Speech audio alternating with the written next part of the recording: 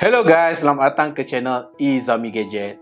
Jadi beberapa minggu yang lepas aku dah unbox Realme 7 Pro dan juga Realme 7, iaitu dia punya penawaran mid-range phone untuk penggal kedua 2020 ni.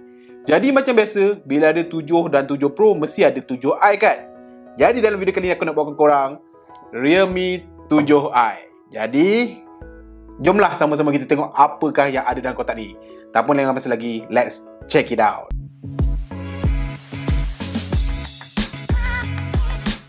So first thing first, Realme 7i ni belum lagi dilancarkan secara rasmi. Belum ada tanda harga secara rasmi.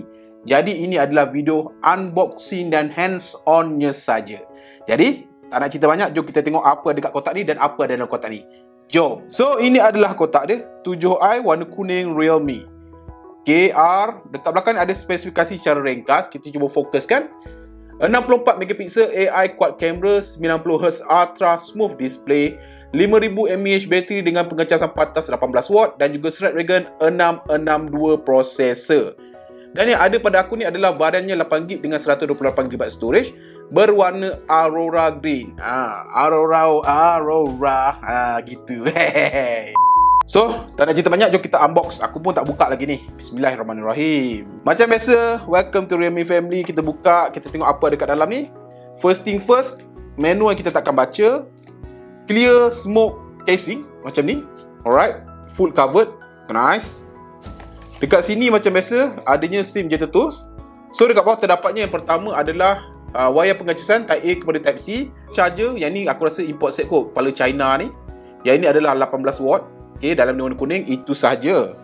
So, jom kita kemas. Okay guys, so inilah dia Realme 7i dengan berwarna Aurora Green. Oh nice guys, seriously nice though.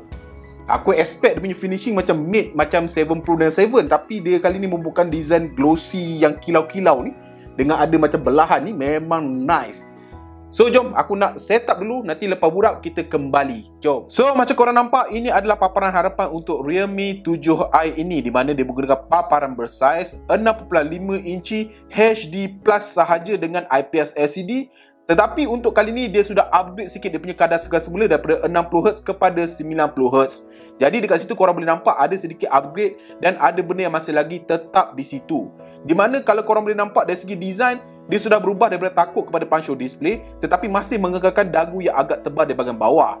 Dan apa aku boleh katakan, ya dia masih lagi sebuah IPS LCD dengan warna reproduction yang agak okey-okey sahaja. Cumanya HD Plus untuk tahun 2020 adalah agak meh sikit bagi aku, di mana dalam keadaan penggunaan biasa aku boleh nampaklah di pixel-pixel tu agak noticeable. Di bahagian atas tidak terdapat apa-apa, kosong sahaja. Di bahagian bawah pula terdapatnya speaker grill yang juga menjadi single bottom firing speaker, port pengecasan Type C, mikrofon dan juga lubang kegemaran ramai iaitu bicu audio 3.5mm headphone jack. Di bahagian sisi sini terdapatnya on off button dan juga volume rocker up and down, itu sahaja. Last but not least, dekat bahagian sisi satu lagi terdapatnya SIM card tray saja. Jom kita tengok SIM card tray dia berapa slot. Jadi SIM card tray dia adalah jenis 3 slot, 2 SIM card dan 1 micro SD card. Jadi tak perlu nak bergaduh-gaduh lagi. Alright. Now beralih kepada bahagian belakang, di mana bahagian belakang ini masih lagi mengekalkan design ataupun jenis material daripada plastik. Cumanya desainnya sedikit berbeza. Kalau ketika kita tengok yang lepas, dia punya design adalah jenis finishing matte dengan kemasan macam belang-belang macam cactus tu. Tetapi untuk kali ni dia menggunakan desain jenis berkilauan ataupun glossy macam ni dengan keratan dekat sini yang menyeberangi fingerprint reader ni.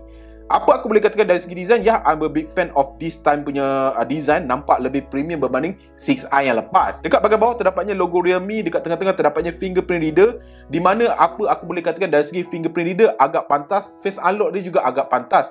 Cumanya dari segi kedudukan fingerprint reader ni bagi aku agak teratas sedikit. Kalau diturunkan sedikit, dia lebih selesa untuk dicapai dalam keadaan normal. Dekat bahagian atas terdapatnya setup quad camera, AI camera dalam bahasa mudahnya, iaitu 64MP kamera utama, 8MP ultra wide angle dan 2MP masing-masing untuk depth sensor dan juga macro sensor. Dan untuk kamera belakang ni mampu merekod sehingga 1080p 30fps dengan EIS punya stabilization. Manakala untuk kamera hadapan pula adalah 16MP dan boleh merekod sehingga 1080p 30 frame per second juga. Jadi aku dah ambil beberapa shot gambar, so jom kita layan gambar dia.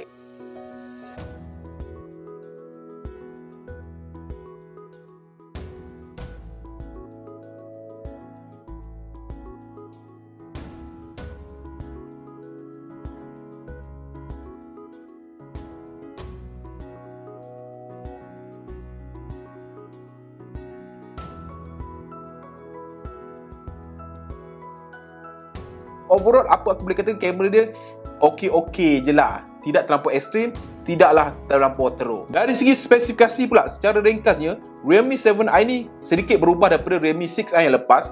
Kali ini dia membawakan chip pemrosesan Snapdragon iaitu Snapdragon 662. Dari segi tetapan pula, yang ada kat tangan aku ni adalah 8GB RAM dengan 128GB storage. Dari segi bateri pula, dia mempunyai bateri berkapasiti 5000 mAh dan support untuk pengecasan pantas Type-C 18W. So, ya, itu adalah benchmark untuk mid-range untuk 2020 ni. So overall, apa aku boleh katakan, Realme 7i kali ni kalau nak dikomparekan dengan Realme 6i yang lepas, dia punya perubahan tidaklah begitu signifikan ataupun ketara.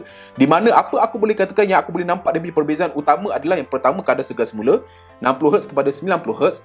Yang kedua adalah kamera utama 48MP kepada 64MP. Yang ketiga adalah dari segi dia punya SoC iaitu MediaTek Helio G80 kepada Snapdragon 662 iaitu 12nm compare to 11nm. Selebihnya aku nampak perbezaan dari segi design, yang dulu menggunakan takuk dekat atas, kali ini menggunakan jenis punch hole. Manakala yang itu hari adalah desainnya jenis macam mid, yang ini menggunakan glossy yang nampak lebih mewah. Lain-lain tampak lebih kurang sama. So walau bagaimanapun, sama-sama kita nantikan dia punya pengumuman harga rasmi. Aku berharap phone ini dijual pada harga yang agak kompetitif, sebab kau tahu dalam pasaran sekarang ada satu mid-range killer yang akan menapau semua peranti-peranti mid-range yang lain. Jadi dari segi price positioning, setiap peranti-peranti mid-range lain perlu berhati-hati dalam men-setting tanda harga mereka. So guys, sampai sini saja video buka kotak dan ulasan pandangan pertama untuk Realme 7i ni. Macam mana? Go ke tak go? On ke tak on? So kalau korang suka video-video macam ni, korang boleh klik butang subscribe di bawah dan butang loceng ke sebelah dia. Sampai bertemu lagi di video akan datang.